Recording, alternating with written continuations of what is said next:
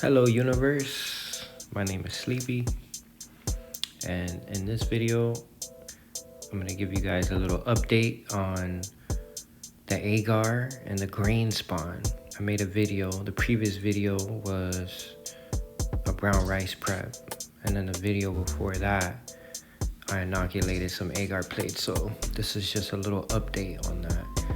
This is what they're looking like. Got a couple different plates here that we did.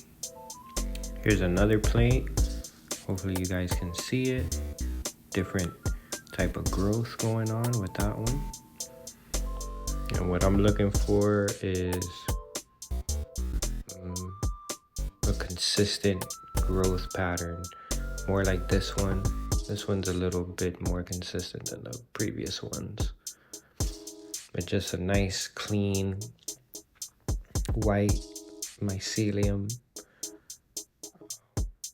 I don't think any of these plates were contaminated. See how that one's like more, it's lifted in the middle, and then it's like brighter in the middle, and then it starts to fade off.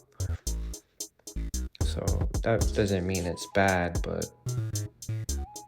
just they have different morphologies, and it could also mean the agar recipe is, not consistent. This plate actually had mycelium coming out of the side. So this one was super aggressive. I think this was the plate that was kind of wet. So that was kind of cool to see that it was growing outside of the actual container.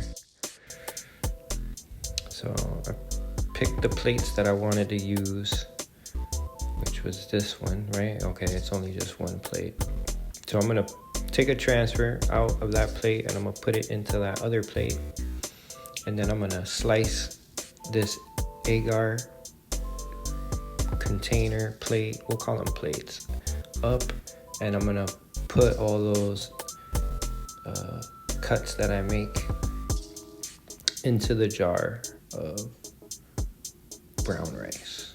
So same procedure like always, making sure my area is secured. I'm using the container on its side like in the previous videos.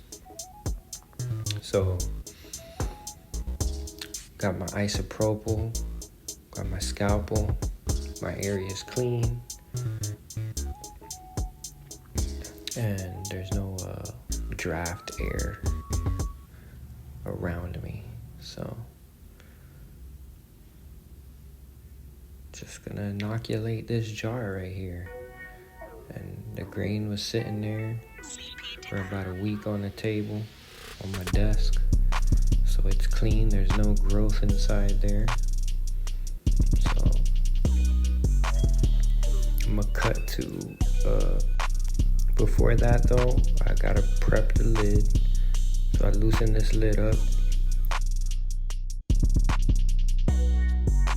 Take the ring off and pop that lid open just a little bit, just so it's loosened. And then we'll get to opening these plates. Making sure that my hands are sprayed, my gloves are clean. Never a bad idea to be overly clean, overly cautious of contaminants. It's normal.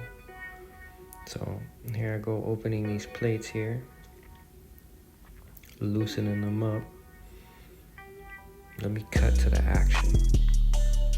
So this is previously recorded, obviously, if you can't tell. So I did this like the other day, but yeah, this looks good. This plate looked the best to me and was the one that was closest to the edge, so that's why I picked this one. So we're just gonna cut a nice rectangle, square, whatever you can. I'm trying to take that little edge off, and I think I butchered this. I do. It goes all over the place. Sorry guys, but it happens sometimes. I got what I needed. Dropped it on there. Agar looks a little wet, but it'll do its thing. And then now I'm just gonna slice this in 2 wedges, like so. And I cut around,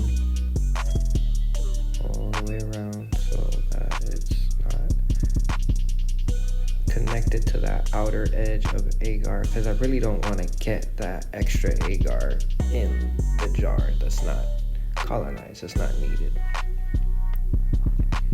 And then here we go. Just kind of knock off the wedges in there. I try not to hit my scalpel on the jar, because you know, you might, if there is a spore somewhere, contaminant, or see right there, just knock the jar, the scalpel on the jar. You might knock it into the jar.